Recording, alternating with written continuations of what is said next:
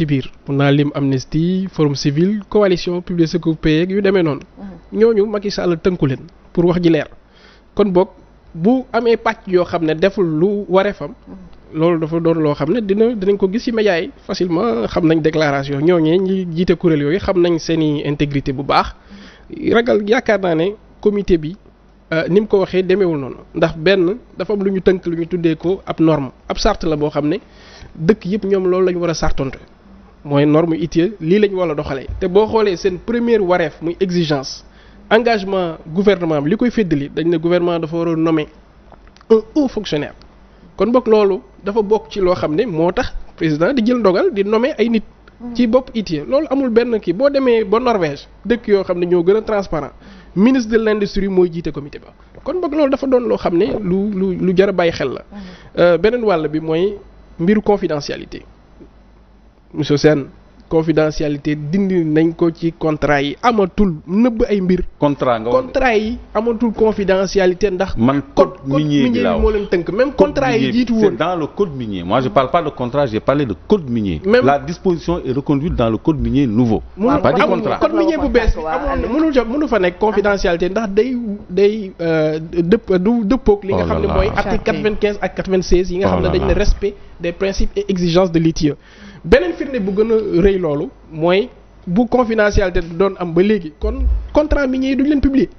kon bokk loolu dafa amul sens amatul clause boo xam ne la même buñ ko signé woon ci contrat te amatul ci benn contrat.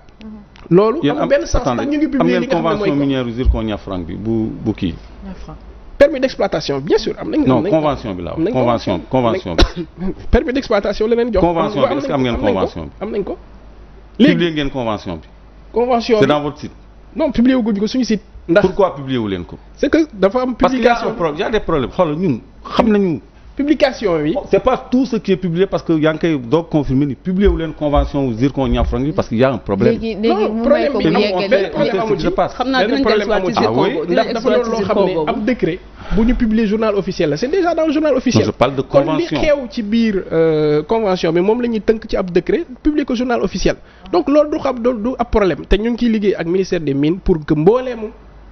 contrat yi ñu daal di leen publier ñu nekk à jour. te ITIE norme bu bees bi mu ngi ñëw pas à jour. ne en 2021 obligation de publication des contrats day dugg ndax Sénégal bokkoon na ci pays yoo xam ne ñoom volontairement lañ def seen i wareef ci seen i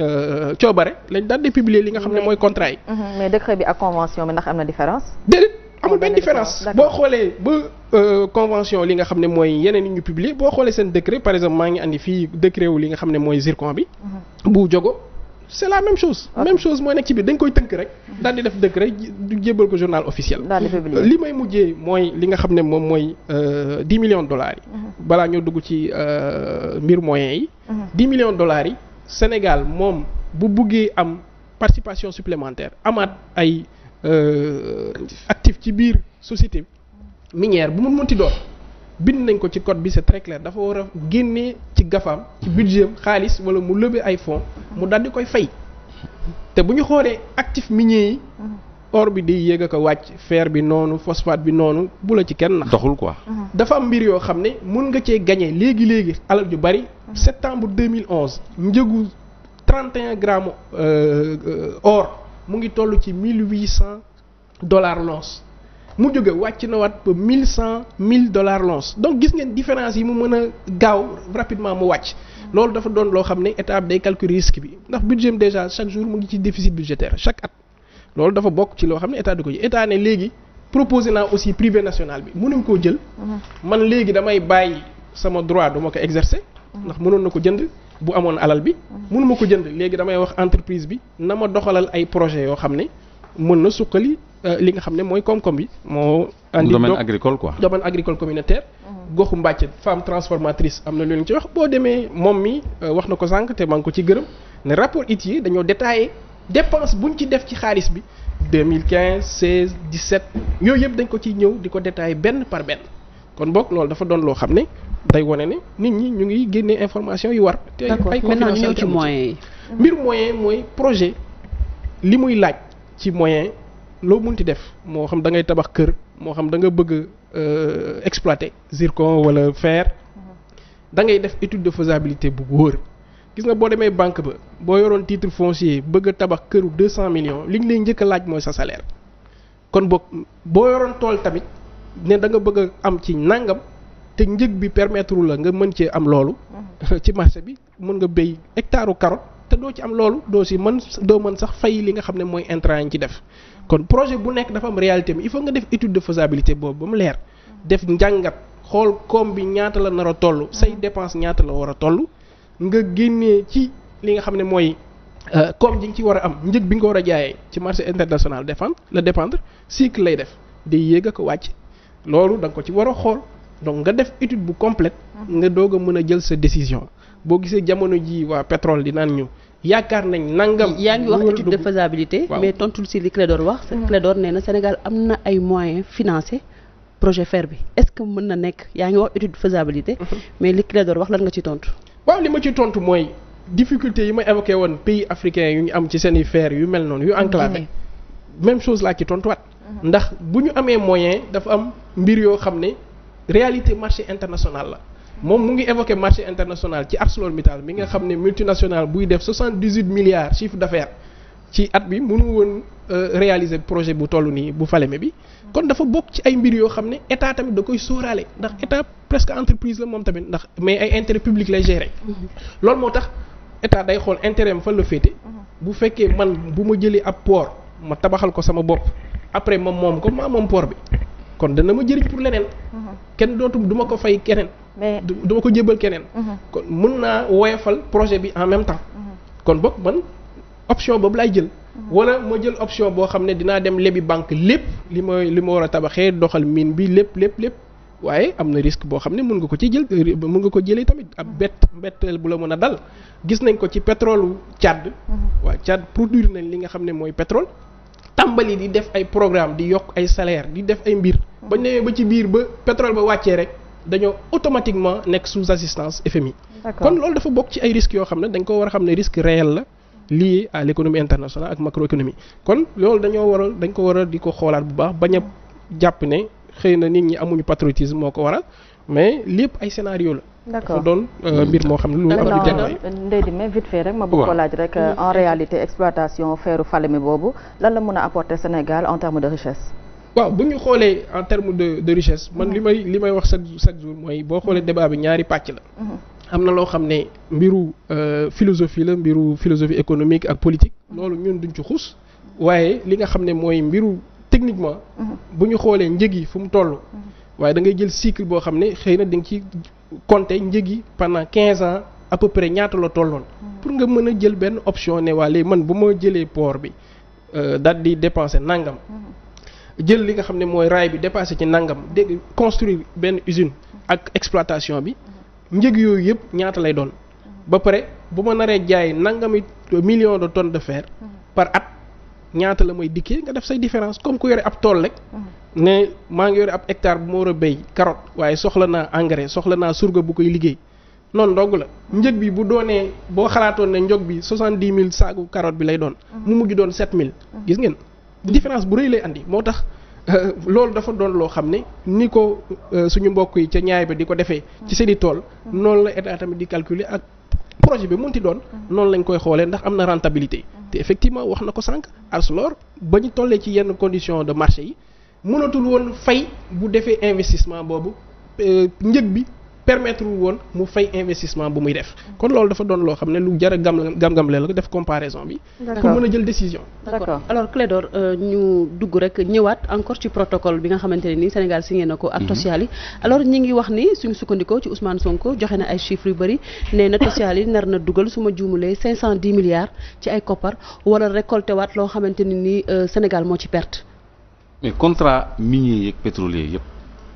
Sénégal kese moo ci perte loolu. moo tax yenn leader d'opinion yi di sonn ci seen communication ba ñu jàppee leen ñu bëri wax gis nga li contractants yi di investir dañ koy récupérer d'une autre main ci pétrole bi ñu ngi ko tuddee cost oil c'est-à-dire ñoom lépp lu ñu dépensé ci recherche développement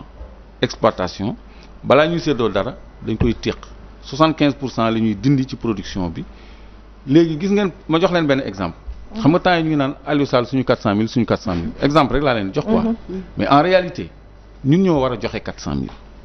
ndax la parce que 10 milliards de dollars yooyu. dañ koy intégrer ci recouvrement coûts pétroliers yooyu. donc de la même façon compagnie minière yi tamit dañuy am d'abord un régime d'exonération sur 15 ans parce que dañu ni su fekkee investissement lourd la c'est sur 15 ans.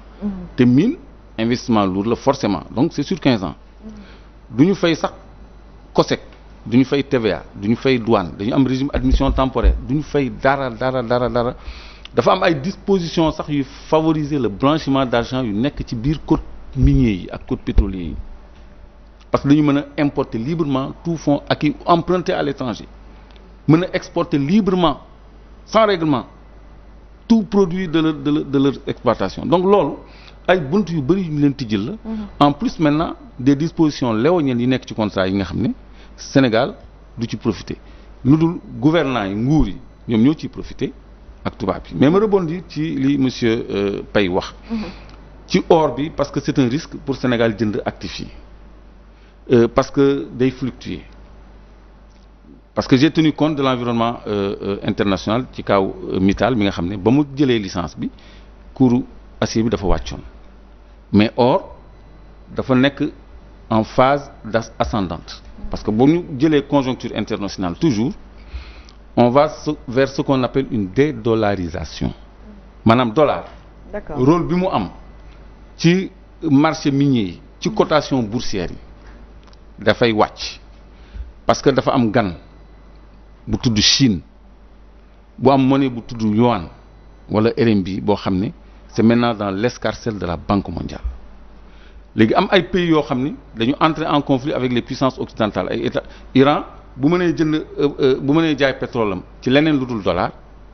bu ñu ko tegalee yuan tegal ko dollar yuan lay jëndee les Chinois sont en train d'acheter toutes les réserves d'or du monde toutes les devises du monde or taxawaalootul ci jamono yi mu lay wax nii c'est plus que jamais devenu une valeur refuge donc c'est le bon moment pour le faire aussi mais nañu gëm suñu bopp monsieur Paye. Mauritanie le pilier de son économie c'est les mines de fer de Zouérat yoo xam nga ko le train le plus long du monde Mauritanie la nekk train minéralier la boo xam ni du jeex depuis les indépendances ba léegi fer ak ressources halieutiques moo yore mooy ñaari mamelu économie Mauritanie léegi li Mauritanie mën xanaa war nañu mën sax genn wàll gi ñu jënd genn mais quand même actuellement nous sommes dans une conjoncture favorable pour le faire prix yi dañu yéeg à cause de la guerre de l'acier donc su fekkoon ni conjoncture la ñuy tenir en compte c'est le moment de s'investir fi mu nekk nii c'est le moment donc toll wu ñu foo xam ne sax dañu war a jaay suñu fer dañu war a gën a présent ci actionnariat bi l'exemple du Tchad pour le pétrole aussi xam nga mën nga sélectionner exemple bu la neex moi je prendrai l'exemple du Ghana un exemple positif parce que ñun dañu war a xool ci ñi nga xam ne ñoom ñoo ñu tane bu ñu bëggee avancer mais du ñu xool ci ñoo xam ne ñun ñoo leen tane kon du ñu dem fenn c'est pas parce qu'il y a pire ailleurs qu'on devra se contenter du médiocre Ghana 80 000 barils jour lay am ci pétrole loolu la am ak or il a soldé totalement sa dette avec la Banque mondiale et le FMI finance le budget à 100%. Là où le Tchad, comme vous dites, est sous assistance, assistanat même des institutions financières internationales. Donc prenons les bons exemples. Nañu jéem a dem quoi bañ a xool ñi nga xam ne dañ leen war a remorquer sax ñu dem. Donc c'est une question de choix politique. C'est-à-dire soit ñun ñu bëggal suñu bopp dara. Affirmer wu. Parce que doo dem ci benn dëkku naar ni ko yow sa ressource yow 90% yi ñun ñoo ko moom yow nga am 10% kooku benn naar du ko nangu la Libye avec 92% de sa ressource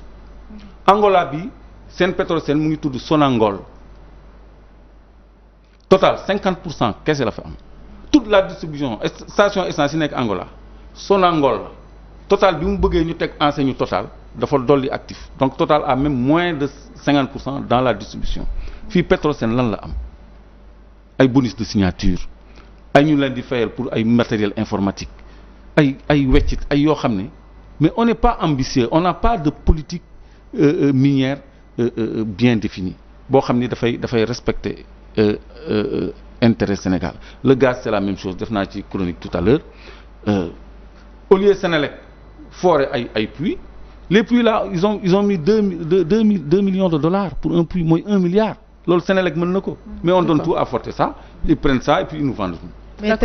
mais tey jii par rapport on va même pas à la Sénélec. mais si on voit que ni on va à Sococim. si on voit que ni am na ñetti direction yoo xamante ne ñoom ñoo yor lépp lu ñeel wàllu activité yu secteur minier bi tey jii da nga jàpp ne loolu ba tey des na ci ni ñuy yoree li nga xamante ne moom mooy. ñetti direction yan nga direction yi yaa bi nga xamante ne mooy DMG. d'accord voilà c'est ça. waaw xam nga mën nga am un contenant. Mais celui qui fait la qualité, c'est le contenu. Donc, direction et contenant. Le contenu, ça doit être la politique définie, la politique minière.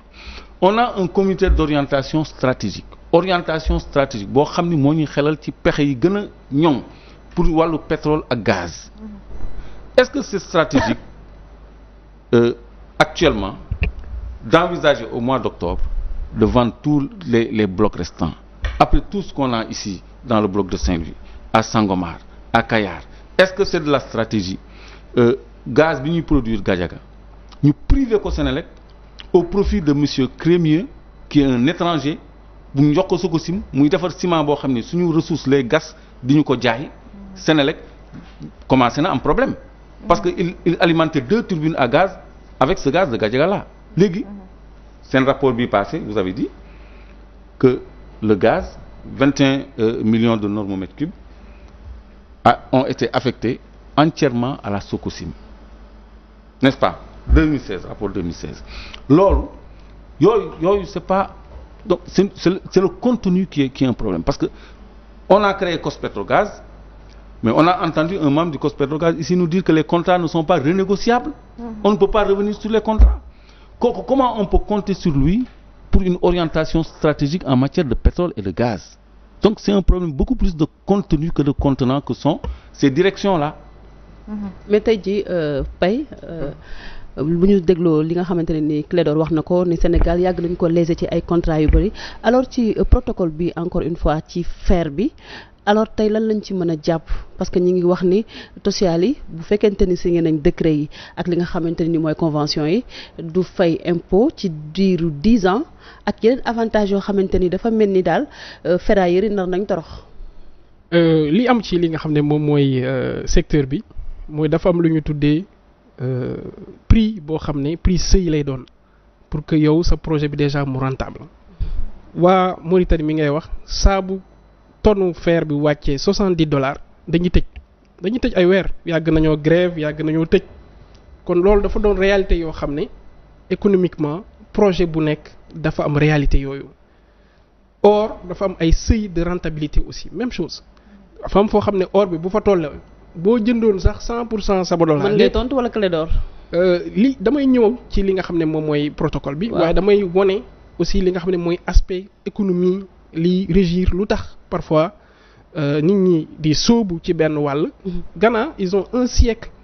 et plus poussière d'exploitation de l'or kon ñooñu duñu tolluwaay ak Sénégal te ba léegi am na ay entreprises privées yu bëri yu nekk ci Ghana di exploiter seen i mines yu gën a mag. comme ay canadiens yu demee noonu. beneen mbir mi mooy ci wàllu protocole bi des ca def ndànk ndax benn du contrat minier du contrat boo xam ne convention minière la am na topp disposition code minier li nga xam ne moom lañ jot am ci information mooy jamono ji MIFERSO moom mu ut ab partenaire am ci parrainage u ministère des mines pour que ñi mën a doxal seen projet. kon day sous-traité. donc c'est que loolu daf ci bokk ci statut MIFERSO day mel ni Petrosen dem wëri ay entreprises multinationales yu koy jàppale ci biir pour mu mettre en œuvre la politique de l'État am na politique minière boo demee ci biir li nga xam ne mooy document instant bi de politique publique Sénégal PSE di nga fa fekk ñiy wax li nga xam ne mooy projet yi ñu war a développer. boo demee ci lettre de politique sectorielle bu ñuy def ci 2016 ministère des mines da ngay gis ñi def ci wàllu ju bari def nañ ci genre def nañ ci contenu local def nañ ci lu bari kon li nga xam ne mooy ministères yi ñoom xam nañ fu ñu bëgg a dem léegi débat philosophique bi ci aspect nan lañ fa war a demee ak façon économie bu ñu war a développer à côté loolu ku nekk sa gis-gis nga yor te débat jooju bu ñu ci duggee duñ ci génn waaye li soxal askan wi mooy ca mujjantal ga lan mooy doon retombées yi lan mooy ñoom nan lañ ciy gisee seen bopp. te boo xoolee code minier bu bees bi am na ay jéego yu mu ci def wax na bu baax ci wàllu contenu local donc forcément di nga am li nga xam ne moom mooy askan wi privé national bi dañ cee war a liggéey li nga xam ne mooy ndaw réew yi dañ cee war a liggéey li nga xam ne mooy jëm ci wàllu fonds de péréquation pour ñu jëbal ko li nga xam ne moom mooy population yi muy aslëf boo xam ne dañ koy jël ci recettes yi di ko jox population yi loolu daf cee war a bokk ak li nga xam ne moom mooy 0,5% ci chiffre d'affaires ci entreprise bi bu ñu war a jébbal li nga xam ne moom mooy mais population yu environnante mais exclusivité bi ñu wax ni social yi moo ko nar a am. ba pare état day créer ay conditions yoo xamante ne ni social yi du am concurrent. te wax nañ benn mbir moo xam ne lu am solo la protocole bi ndax version bu ñu présenté barki démb ak démb est-ce que ak bu tey est-ce que benn la loolu dafa doon loo xam ne lu jar a leeral la waaye li ëpp solo mooy bu ñu xoolee ci li pàcc yi wax pàcc bu ne joxe na ay arguments. léegi li nga xam ne mooy APEX ñoom li ñu wax dañ ne dañuy créer zone économique spéciale. waaw donc loolu dafa doon loo xam ne ñun suñuy propre loi la nekk. ñun ñoo créer conditions yu mel noonu comme code de l'investissement comme code minier yi muy créer ay exonération te exonération boo xoolee li ëpp solo mooy dañoo war a créer benn optimum maanaam ñaata atu exonération moo war a tax société bi mën a génne ay bénéfice ndax bénéfice su état la bénéfice su société bi la dañ koy pàccoo dañ koy séddoo kon loolu lu am solo la loolu moo ci ëpp solo ndax 10 ans lay doon ndax 5 ans lay doon loolu yëpp dafa doon loo xam ne boo xoolee convention yi da ngay gis ni période d'exonération yi c'est très variable am na ñoo xam ne 2006 waa APEX ñi ngi wax 2 ans alors que Sonko wax na 10 ans. loolu laa lay expliquer nii moo tax déjà dëppoo ci ban protocole la ñu war a waxtaane loolu dafa am solo ndax mën a leeral sénégalais yi wàll bi may expliquer mooy wàllum économique bi lu lan mooy waral yenn saa ñi joxe exonération maanaam ñuy wax ne entreprise bi dina toor ab diir yoo xam ne du fay l'impôt mais impôt boobu dañ ko war a calibrer ba ñu xam ne li entreprise bi di génnee ci ay njëg ak investissement am ba fan lay mën a toll pour mën a am récupérer li nga xam ne mooy investissement am ba pare boole ko investissement boobu muy récupérer day tax état bi di mën a gaawantu di am li nga xam ne moom mooy lim ci war a am ndax boo ko tegee ay charges yu 10 boo moytul société bi day mujj fay projet bi li fi nga bëggoon mu yegg dafa mujj yegg loolu dafa doon loo xam ne ay paramètres du ñuy calculer la lu am solo la man liggéey naa ci planification minière ci ay projets yu bari moo xam wurus bi moo xam li nga xam ne mooy phosphate zircon yooyu yëpp lu ko waral mooy day tax nga xam bu baax économie minière nan lay doxee aussi aspect pétrolier même chose la dañuy planifier affaires yi xam ne njëg yi bu tollee ci jamono ji ci fànn bi entreprise buy ñëw négocier moom nii lay négocier ba pare état bi moom tamit taxawaay boobu la war a am moo tax état bi mën na jël ay cabinet ñi koy conseiller. D'accord dossier ArcelorMittal amoon na cabinet bu conseiller Sénégal jamono ji ministère du pétrole par exemple am na cabinet bu koy conseiller ci nu muy doxalee ci yenn planification am. alors tey protocole bi fi mu toll nii donte nanguwoo ci xus ci biir. est-ce que tey mën nañ jàpp ni un jour Sénégal mën a delluwaat ginnaaw. ci lu wér parce que article 4 ci protocole version boo mun di jël. loolu lay wax. loolu la wax très clairement ça ne lie pas les parties yi stipulation protocole bi waxul ne da leen di conduire directement ba ci contrat donc loolu mooy lii jar a jàpp ci mujjantal bi ba pare ñi xam ne li nga xam ne moom mooy comité bi nu mu tëddee pour man ministère des finances fu mu nekk war a saytu ay mbiru aspect économique yi ministère des mines économie ministère yi environnement yooyu yëpp dafa bokk loo xam ne day wane ne ñi ñu waroon associé nañ leen ci njalbeen bi léegi pàcc bi nga xam ne Sénégal moom la régléegul ba léegi mooy méngoo peut-être ak textu constitution bi ndax ñu buñ ne les ressources appartiennent au peuple mais dañ cee teg ne l'État dina ko doxal dina desol gestion bi de manière transparente pour que peuple bi citoyen yi mën cee gis seen bopp. mais est-ce que état bi koy doxalee noonu. kon moo tax citoyen yi benn côté soit dañuy def confiance gouvernement bi ne doxal leen wala ñu ne leen ñun de boo leen defee lii. mais la confiance aussi n'exclut pas le contrôle. mais loolu laay wax ni moo citoyen ñoom dañuy soit dañuy wax ne waaw doxal leen ou bien ñi ne leen ni ngeen di doxalee nii. waaw bu ñu la nee doxalal ñu bàyyi la nga def lu la neex ba ni tel comme li ñu gis ci pétrole bi gars yi yuux fekk ni bay wéy na mbus. parce que boo xoolee pétrole yi contrat pétrole par exemple fu ñu découvrir Sangomar pétrole bi daa date de 2004 constitution 2016 ñëwagul woon sax. tout à fait kon loolu day wane aussi que historique day am solo ñuy replacer mbir yi ci seen i contexte di xool aspect économique yi di dalal débat bi di informer juste et vrai ci pàcc yu bari parce que mbiru exploitation yi dafa am ay fànn yu bari. am na fànn économie bi ngay gérer xëy na kenn ki moom moo xam ne investissement lay gérer moom fànn boobu lay xool am na koo xam ne social bi la war a gérer am na koo xam ne moom environnement bi lay xool dañuy xool nan la ñuy dëppalee gisin yooyu yëpp te boo xoolee sénégalais bu nekk am na droit laaj gouvernement bi ay compte ça c'est tout à fait normal ndax dañoo nekk ci constitution bu bees boo xam ne dafa jox jébbal loolu citoyen droit boobu pour que gouvernement bi redevable envers les citoyens. d'accord mais par rapport ak impact yi ci exploitation wu li nga xamante ne moom moo di rek affaire exploitation minière yeeg yooyu gis nañ ni am na sax ñoo xam ne bëgg nañ ñu impliquer ñi leen di assemblée nationale mais également ñi leen di collectivité territoriale yeeg yu nu mel par rapport ak juste gis nañ ne loolu obligation la du moment où ci code ci li nga xamante ne moom moo di rek révision bi ñu mujjee def ci constitutionnel bi bu 2016 bi mu ngi koy impliqué yéen naka ngeen ko gisee. waaw ñun nuñ koy gisee mooy Sénégal boo xoolee yoroo système parlementaire système présidentiel nga yor. déjà yow il faut nga remonter waat ci constitution bi xëy na soppali loolu. li parlement def mooy moom day contrôler l'action gouvernementale. mais du ci moom lay jaar pour mu saytu contrat bi après ñu doog ko signer loolu amul disposition boobu amul il faut qu'on soit très clair. boo xoolee principe général lañ posé ci biir li nga xam ne moom mooy constitution bi les ressources appartiennent au peuple. l'État va les faire valoriser de sorte que peuple ji mën ciy gis boppam de manière transparente. waaye principe boobu xëy na sénégalais nit ñi dañuy dem ba ci biir gis ne léegi ñun dañoo bëgg sax ñu doxalee neneen. mais est-ce que waruñoo dugg jëm foofu tam. waxtaan la boo xam ne pour nag askan wi tam gis seen bopp bu baax a baax ci li nga xamante ne moom la ñuy exploiter. waxtaan la mais am na dëkk yoo xam ne jëluñu voie boobu jël nañ voie par exemple appel d'offre. systématisé. oui ñu ngi koy xool ci wàllu pétrole bi commencé na. loolu bu ñu ko inspiré wee ci service ci secteur minier bi. donte wax naa leen secteur minier am na foo xam ne di nga fa woo ay nit kenn du ñëw. loolu dafa doon loo xam ne lu leer la. ndax ressources yi. parfois day am foo xam ne nit ñi dañ fay njottu ne dara newu fa wala ñi njottu ne li fa nekk de boo fa investir itam da nga koy def à perte. waaw loolu mooy mbir yoo xam ne daal réflexion la. am na solo